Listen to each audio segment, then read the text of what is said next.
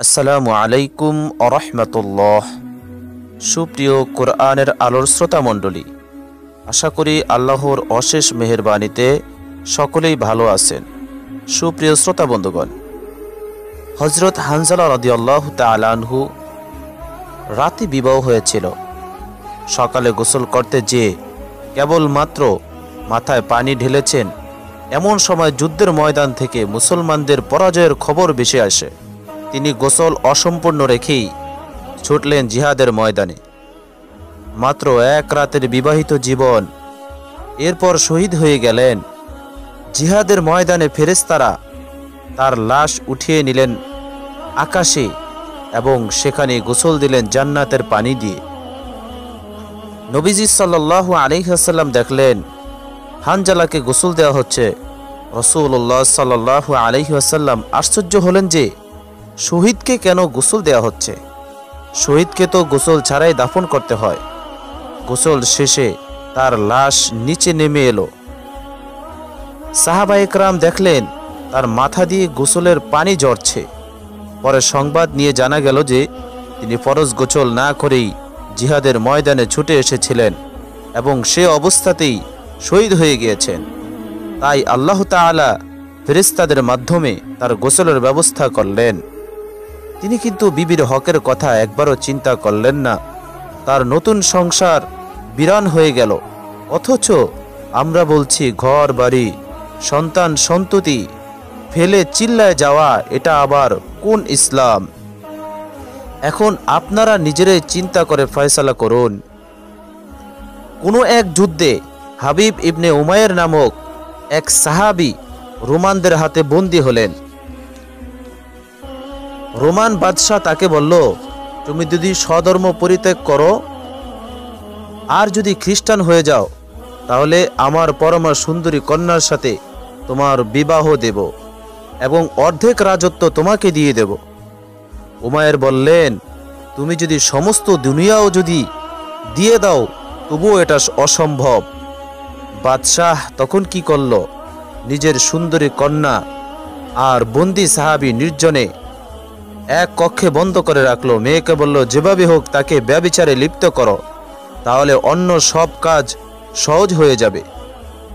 3 দিন 3 রাত মেয়ে নিজের যৌবন আর সৌন্দর্য প্রদর্শন করে বন্দীকে নিজের প্রতি আকর্ষণ করতে চেষ্টা করতে লাগলো। কিন্তু এই 3 দিনেও সাহাবী এক মুহূর্তের জন্য চোখ তুলল না। চোখ তুলে তার দিকে তাকালেন না যে আমার সামনে কে আছে। এটা কিভাবে সম্ভব হলো ভাই?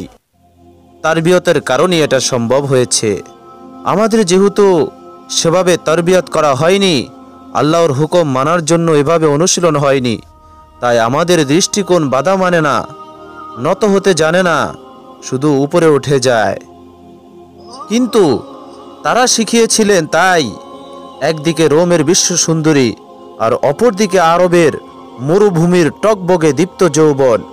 অন্য কেউ সেখানে নেই, তবুও হয়নি কোনো স্খলন। এ প্রসঙ্গে আপনাদেরকে একটি ছোট ঘটনা শোনাচ্ছি। একবার এক বুজুর্গ শয়তানকে স্বপ্ন দেখে বললেন, কোনো রহস্যের কথা বলে দাও। শয়তান বলল, কখনো কোনো বেগানা মহিলার সাথে যাবে না। মহিলা যদি হয় রাবেয়া বসরি আর পুরুষ যদি হয় জুনায়েদ বাগদাদি, তবুও তাদেরকে গুমরাহ করার জন্য তৃতীয় ব্যক্তি হিসাবে আমি উপস্থিত হবই। পাঠক লক্ষ্য করুন, আর এখানে 3 দিন 3টি রাত অতিবাহিত হয়ে গেল। এই সময়ের মধ্যে সাহাবী যে পরমা সুন্দরীর দিকে চোখই উঠালেন না, তখন গুমরাহ করার সুযোগ কোথায়? পরিশেষে রোমান কন্যা নিজের মনেই বিড়বিড় করে উঠল যে এ কি মাংসে গড়া মানুষ না গাছ বা পাথর? হাবিব ইবনে উমায়ের রহমতুল্লাহ আলাই একজন তাবী, সাহাবীদের শিষ্য, খুবই সুদর্শন পুরুষ, বন্দী হলেন। শত্রুপক্ষের 10 ব্যক্তিকে কতল করে ধরা পড়লেন। রোমান নেতারা বললেন, একে আমি গোলাম বানাবো। কারাগারের আটক করে বললেন, যদি খ্রিস্টান হয়ে যাও তাহলে আমার একটি মেয়ে তোমাকে দিয়ে দেব, আমার রাজ্যের অংশ তোমাকে দান করব। কিন্তু তিনি বললেন, যদি গোটা জগৎটাও দিয়ে দাও তবুও তা হবে না। কাফেররা বেহাই হয়ে থাকে। হায়া এবং লজ্জা সবটুকু আছে ইসলামে।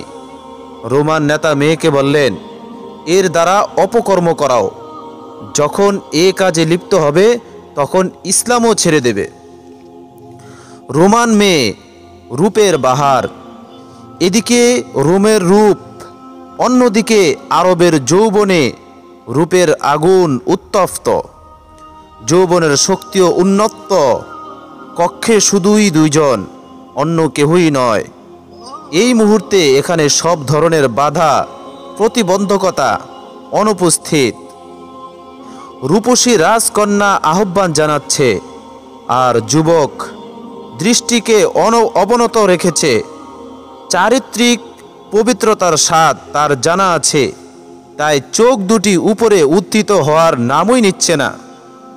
মেয়েটি তার সমস্ত শক্তি ব্যয় করল, রূপ এবং যৌবনের প্রতিটি তীর পরীক্ষা করল, ষড়যন্ত্রের কটি ডাল নিক্ষেপ করল, কিন্তু পবিত্রতার তরবারি প্রতিটি জালের সবকটি তার ছিন্ন ভিন্ন করে দিল, প্রতিটি তীরকে ব্যর্থ করে দিল। অবশেষে 3 দিন পর মেয়েটি যৌবন নামক অস্ত্র পরিত্যাগ করে জিজ্ঞেস করল, বলো তো, তোমাকে আমার থেকে কে ঠেকিয়ে রাখে? আর 3টি দিন অতিবাহিত হলো, তুমি একটিবারের জন্য আমার প্রতি চোখ তুলে তাকালে না, তাহলে ঠেকালো কে তোমাকে? হাবিব রহমতুল্লাহ আলাই বললেন, আমাকে ঠেকান তিনি, লা তাখুযুহু সিনাতুন ওয়ালা নাউম, যাকে তন্দ্রাও স্পর্শ করে না, নিদ্রাও না। সূরা বাকারা 225 নম্বর আয়াত। যিনি আমার থেকে উদাসীন নন, আমি তার থেকে উদাসীন। তিনি আমার প্রতিপালক, আরশের উপর বসে আমাকে দেখছেন যে আমার ভালোবাসা জয়ী হয় না বান্দার যৌন কামনা বাসনা, আমাকে সামনে রাখে না শয়তানকে। শোনো হে মেয়ে, আপন প্রতিপালকের প্রতি আমার লজ্জা আছে, তাই আমি আমার শক্তিকে দমিয়ে রেখেছি। মেয়েটি কক্ষ থেকে বেরিয়ে এসে পিতাকে বলল, ইলা আইনা আরসালতানি ইলা হাদিদিন আও হাজারিন লা ইয়াকুলু ওয়া লা ইয়ানজুর। আমাকে কার কাছে পাঠালেন? কোনো লোহার কাছে না পাথরের কাছে? সে খায়ও না, তাকায়ও না। আমি কিভাবে তাকে গায়েল করব, অথচ আমার সর্বশক্তি নিঃশেষ করেছি? এটা কি বলে ঈমান? আল্লাহ আমাদেরকে, আমাদের সকলের ঈমানকে হেফাজত করুন। আমিন।